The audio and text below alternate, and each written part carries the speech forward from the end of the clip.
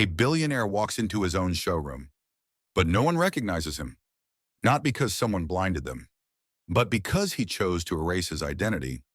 He came to test one thing. If I'm not the boss, will I still be treated like a human being? But that plan unraveled.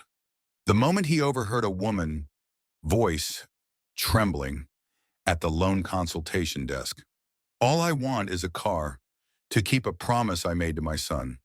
And from that instant, everything changed. Not just for her, but for him, too. Don't look away. This story isn't about cars. It's about trust, second chances, and decisions that can alter a life forever. Watch to the end and subscribe if you believe. Everyone deserves a chance. John Kingsley isn't just a name.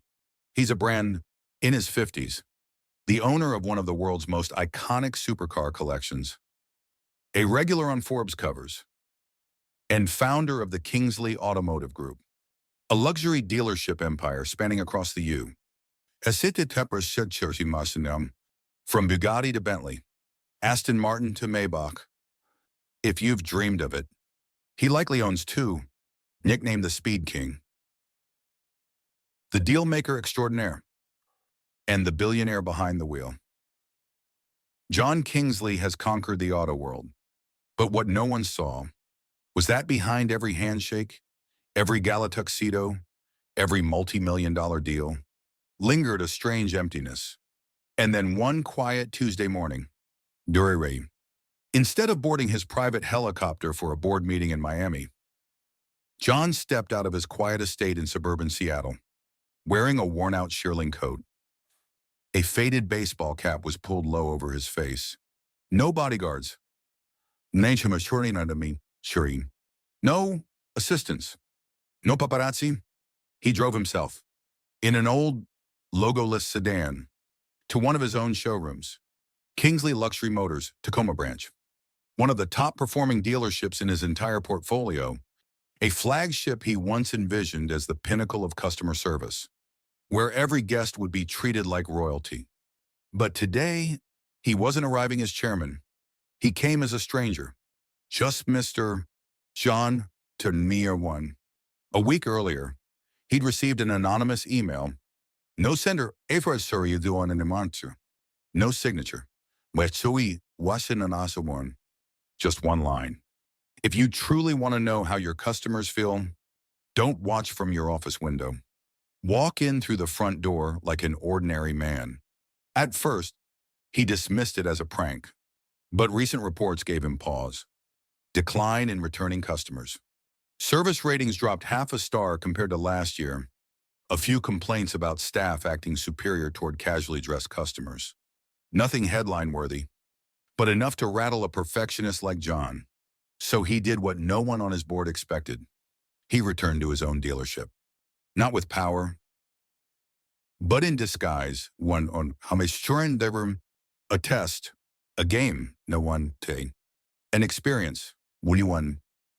But what John never anticipated wasn't this experiment wouldn't just reveal what was broken in his business. It would lead him back to something far more personal, a heart that had forgotten how to listen. John pushed open the doors of Kingsley Luxury Motors, Tacoma. No one noticed him. The security guard by the front entrance barely glanced before returning to his phone. A smiling receptionist was busy charming a sharply dressed guest at the welcome counter. No eyes turned toward the man in a crumpled gray jacket, plain khakis, and worn-out sneakers. A midnight black Bentley sat regally under the showroom lights, its mirror-shine paint catching every spotlight. On a nearby stand, gold-foiled brochures read, "Experience the pinnacle because you deserve the very best." John gave a quiet chuckle. It was a slogan he'd once scribbled by hand in the original business plan, now printed on triple-thick stock, but seemingly stripped of its soul.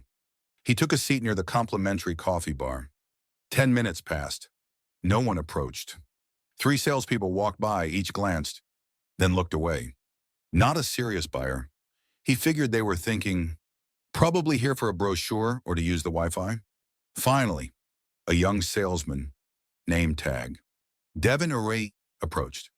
Polite voice, but robotic. Good afternoon, sir. Timanapon Chirenchowanin. Sir, anything in particular you're looking for? John smiled. Just something dependable. Doesn't need to be flashy, just reliable. Devin nodded and flipped open his tablet. You might want to check out the base Audi Q5. Affordable. Still has German engineering. John's eyes drifted toward the luxury lineup. Specifically, the Bentley Mulsanne, a model he had personally helped refine during its development. What if I'm interested in that one, he asked, pointing. Devin looked up, hesitated. That one's, this is summer ones, priced quite a bit higher, sir. But if you're qualified, I'd be happy to assist. The reply made John raise an eyebrow. No excitement, no curiosity, just cautious reservation. As if saying, you don't look the part, but I won't say that out loud. And that was the problem. The service culture here wasn't bad, but it lacked something fundamental. Proactive respect. John scanned the showroom. Marble floors gleaming, luxury cars lined up like soldiers at the parade. Yet beneath the polish, he sensed a hollow stillness. A showroom operating on profit autopilot. No longer guided by the elegant service ethos he once demanded. He decided to stay in character to see how far this would go. Devin walked him through a few models, sticking to the script. Technically accurate, emotionally vacant. Then not, as they stood beside a Mercedes GLS 450. John paused mid-question. From the client lounge nearby came a woman's voice, nervous. Not loud, but clear to someone like him. I know my credit score is low, but I really need this car to keep my job. I have 2 kids. I live over 20 miles from work. Please, I just need a chance. Just a chance. John turned. That voice wasn't bargaining. It was the quiet desperation of a mother on the edge. His throat tightened. Because he had heard those words before, not from a customer, but from his own mother, 30 years ago. When she pleaded for work after his father's sudden death, John stood frozen. A $300 Bentley shimmered in front of him, but it was that voice from a back room that truly shook him. And just like that, his experiment was already veering off course. John took a few steps back, quietly leaving the display area and moving toward the guest lounge where that fragile conversation still lingered in the air. The room wasn't enclosed, just 2 sofas separated by a frosted glass divider. He chose the seat outside, pretending to flip through a brochure while letting his ears absorb every word.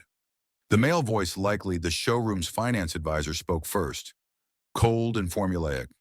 I understand your situation, but our credit system isn't flexible. Without a co-signer or a down payment of at least $7,000, we can't process your application. Silence. Then came the woman's voice, softer, but infinitely heavier. I only have $1, 200. That's everything I've saved in the last 6 months after rent, milk, and my son's preschool fees.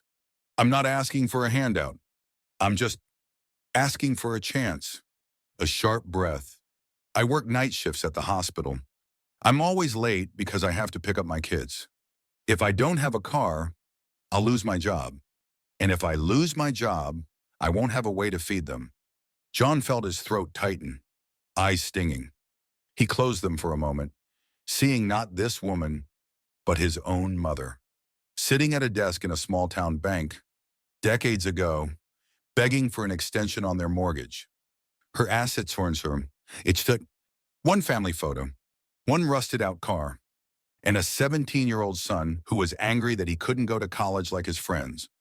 That son was now a billionaire. But today, he was just a man watching a woman get turned away by numbers. The advisor's voice returned clinical, slicing. If you can't meet the financial requirements, I suggest looking into used vehicles elsewhere. We can't lower our standards for personal hardship. Silence again. Then the woman spoke one last time, not to persuade, but like someone letting go. I understand. It's just I promised my kids I'd find a way. Now, I don't know how to explain that I can't. John clenched his fist, not because he was angry at the advisor, but because he was angry at himself. Angry that he had gone so long without really listening to what his customers were saying. Angry that he let his once values-driven company morph into a cold machine, one that calculated risk categories instead of hearing people's lives. Inside him, a tension boiled over. One part of him, the privileged CEO, whispered, "This is just an experiment. Don't interfere. Let it play out." But the other, something old, buried deep in his chest, spoke louder. The part that once dropped out of school to work. The boy who once went hungry, but still promised his mother, "Tatum, I'll take care of you one day." Ohem. John looked down at the scuffed shoes on his feet, then glanced up at the nearby Bentley, a reward he'd planned for himself for smashing last quarter's targets. Now, none of it mattered, because a woman was asking for nothing more than a car, just to keep a promise to her child. The woman left the showroom at exactly 3. Eternity P. Army surno, tear da mum. No tears, no yelling, just a hollow gaze and slow, quiet steps, as if each one was a quiet surrender to the weight of her own reality. John didn't rush after her. He simply watched from a distance as she crossed the lot and opened the door of a battered old Toyota, its front scratched, a rear light cracked. The engine sputtered 3 times before finally turning over. And then she drove off, disappearing beyond the curve of the left-hand hill. John returned to the lounge chair, but his mind was no longer in the showroom. He made a call to one person only, Lisa, his special assistant and head of personal data at Kingsley Group. His voice was soft, but every word precise. "I need information on a customer who came to the Tacoma branch today. A woman destined us. Early 30s. 2 children. Applied for financing on a silver 2016 Civic. Got denied." Lisa paused for a few seconds. She didn't ask questions. She knew if John Kingsley asked for someone's file, that person wasn't just another name in the system. Less than an hour later, the email arrived. Ninem, Amanda Ruiz, born idiot. Status, divorced. Current residence, Surnasaur Nixidiatir Derwan. Rented apartment in Kent, Washington. Occupation, night shift ER nurse at a local community hospital. Average income, $3,600 month. Fixed expenses, children. Rent, health insurance, $3,400 month. Credit score, Sorikakitur is here my term. Low due to unresolved student loan and 2 old medical bills. Employment record, no gaps in 8 years. No criminal record. No complaints on file. John stared at the screen. A hard-working woman. Clean record. Responsible. Only missing one thing. A chance. Narrows a sovereign sanctum. That night, he didn't return to his villa. Instead, he checked into a modest hotel near the showroom. With his laptop open, he pulled up every financing application denied in the past 12 months at Kingsley Group due to poor credit. There were over 1,800 files like Amanda's. Among them, 312 were frontline workers, nurses, teachers, warehouse laborers, truck drivers.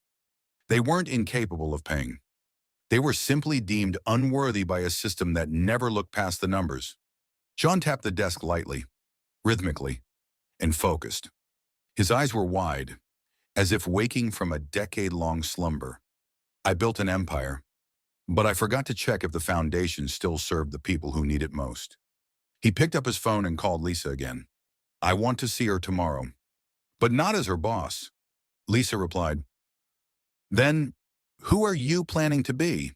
John paused, then answered, quietly, "Just a stranger, trying to keep a promise." A mother couldn't keep up with her kids. Sudirum, Wakern, 40 a.m. the next morning. John sat quietly in a borrowed sedan from the showroom, an ordinary model parked outside Kent Community Hospital. His hands rested on the steering wheel, his heart carrying a heavy silence. He'd been awake since 5 a.m. Mary, Chamarni Chitin, not out of nerves, but because he didn't want to miss a single moment of the meeting ahead. 9:03 a.m. The night shift ended. John spotted Amanda walking out of the hospital's rear entrance, wrapped in a thin jacket, her back slightly hunched. Her face was worn, tired. One hand clutched the strap of her tote, like everything she owned was inside it. Her old Toyota was still parked in the same spot as yesterday. She climbed in, turned the key. The engine whined 3 times before finally catching. And John knew, if nothing changed soon, that car wouldn't survive another week. He followed at a distance. Not too close, not too far, not to stalk, but to wait for the right moment to step in. When Amanda pulled into the parking lot of a nearby shopping plaza, likely to grab milk and bread for her kids, John parked. He stepped out of the car. No sunglasses, no disguise, just a middle-aged man walking calmly toward her, speaking gently. I was at the showroom yesterday. I heard your conversation, and I couldn't just sit still. Amanda froze, wary. Her eyes darted over him, sizing him up, before replying softly. If you think I'm asking for money, I'm not. John shook his head. I don't think that. I'm not here to give charity. I'm here to offer a choice if you'll let me. She said nothing. John walked to the trunk of his car, opened it, and gently pulled out a folder, placing it in her hands. Amanda opened it. Her eyes widened. Inside, information on a brand new Honda CR-V Silver, leather interior, fuel efficient, covered under a 5-year warranty. Below that, a completed purchase contract already in her name. And at the bottom, a handwritten line. A gift with no conditions. From someone who was raised on a mother's promise. Amanda staggered back, her voice trembling. Why would you do this? I'm no one special. John looked her in the eyes. In that moment, he wasn't a billionaire. He wasn't a CEO.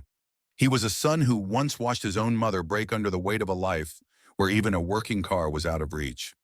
Because yesterday, you didn't ask for money. You asked for a chance. And people like you is the reason I have to start over. Right there in the parking lot, Amanda began to cry.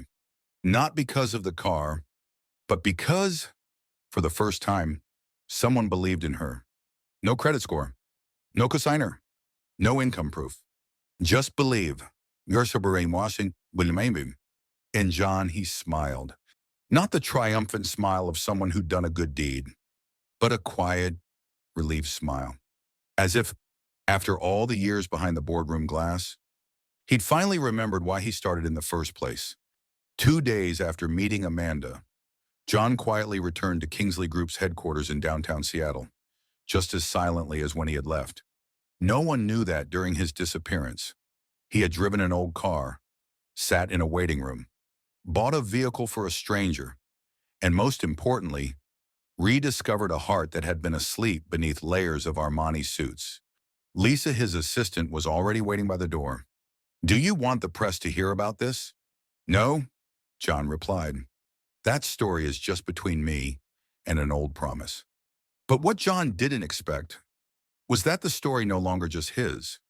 The next morning, a blog post appeared on Amanda's personal page, shared by a local community group. I had lost faith in everything until a stranger gave me a car and asked for nothing in return. The post went viral. Hundreds of shares, thousands of comments, and among them, one line made John freeze. I was once denied a car at Kingsley because I had no credit. If the owner knew, he'd be ashamed. Within 48 hours, Kingsley Group's headquarters received nearly 200 emails from past customers. Most of them were low-income workers who had been denied financial help. Some were doctors, nurses, veterans, even school teachers. John read them all, each line sliced into what he had always believed to be flawless. A financial system that was strict, cold, and left no room for empathy. And that's when he understood. Amanda wasn't an exception.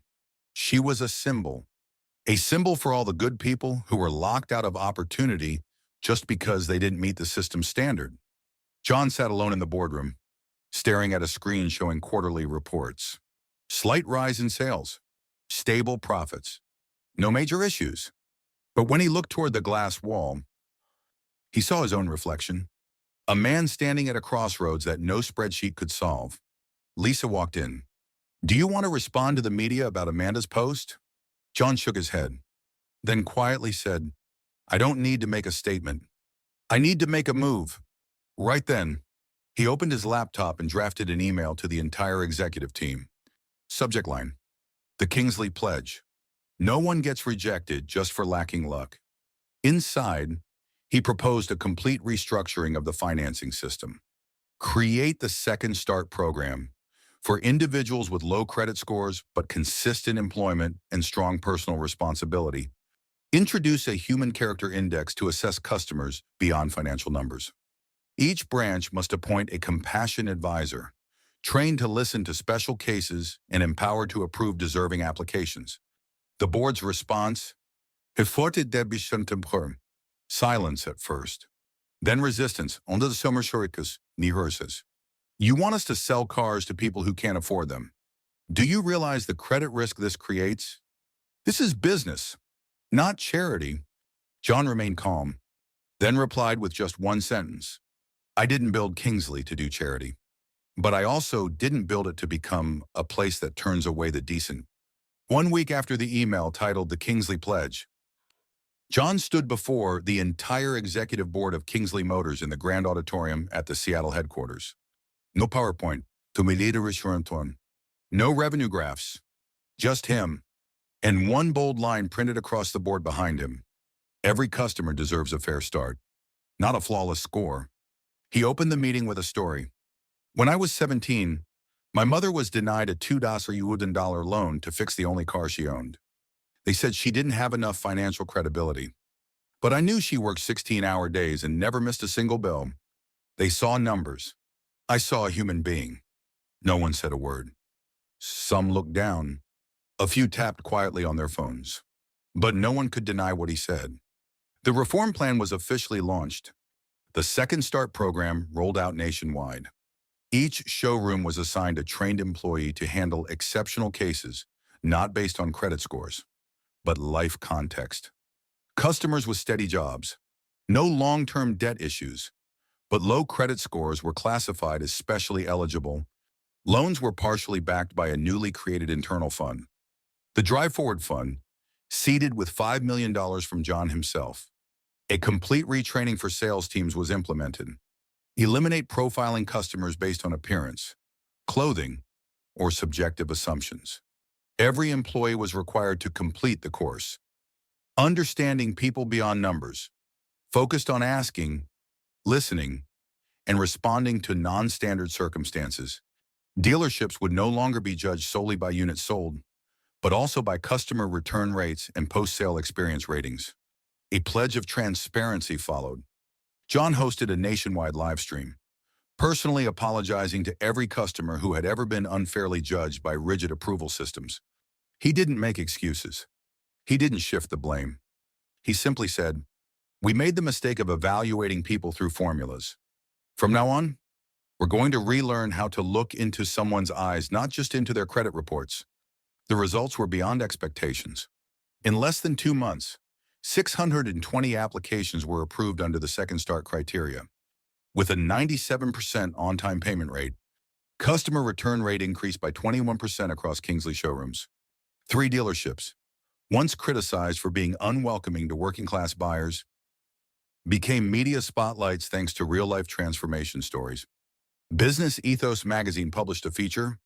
John Kingsley didn't just rescue a luxury car brand headed toward irrelevance. He proved that trust, when placed wisely, is the most sustainable investment there is. That evening, in his office, John sat alone and opened Amanda's original email. A new message from her had just arrived. The car still runs great. But what I cherish most isn't the vehicle. It's what my kids asked me. Mom, why did that man believe in you if he didn't even know you? And I told them, because sometimes there are people who don't look at your score. They see your effort. John closed the laptop. He didn't need another car in his garage. He didn't need another award. He just needed words like that to know he was finally driving in the right direction. 3 months after meeting Amanda, the Kingsley Tacoma showroom hosted a small ceremony, not to launch a new car line, but to honor the first customers of the Second Start program. No champagne, no DJs, just heartfelt handshakes, a few emotional hugs, and quiet tears from people who once believed no one would ever give them a second chance. John stood at the back of the event, no speech, no formal appearance. He quietly watched from a distance, where the soft light of late afternoon filtered through the showroom's glass walls. A man with silvering hair, wearing a simple white shirt, holding a cup of coffee. Nothing about him stood out. And yet, that man had changed the course of an entire empire. Then his phone buzzed. A message from Amanda. The rest of money once, Sony. I just got promoted. The kids drew a picture of the car and hung it on the wall. Underneath, they wrote, "This is a gift from someone we don't know, but who believed in Mom more than she believed in herself." John read the line. His lips pressed together. He didn't smile, but his eyes softened, like dough settling under a steady hand. There are things you can buy with money. Luxury cars, expensive watches, even private islands. But some things can only be earned through trust. A mother, a promise, and a stranger willing to stop in his tracks not just to save someone else, but to rescue himself from the habit of ignoring quiet pain. And sometimes, one small act, like buying someone a car, can spark a full-blown transformation, a new system, a new culture, a new future where people are measured not by what they lack, but by how hard they try. That CEO once walked into a showroom looking for a new car, but drove away with something else, an old heart, polished by compassion.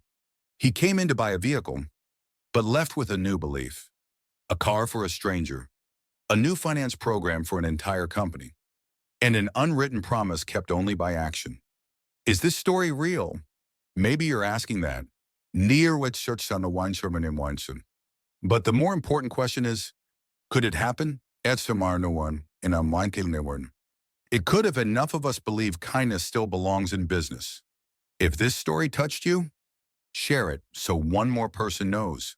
No one should be denied just because they don't have enough. They should be seen for how much they've tried. Subscribe for more stories that are changing the world. One quiet act at a time.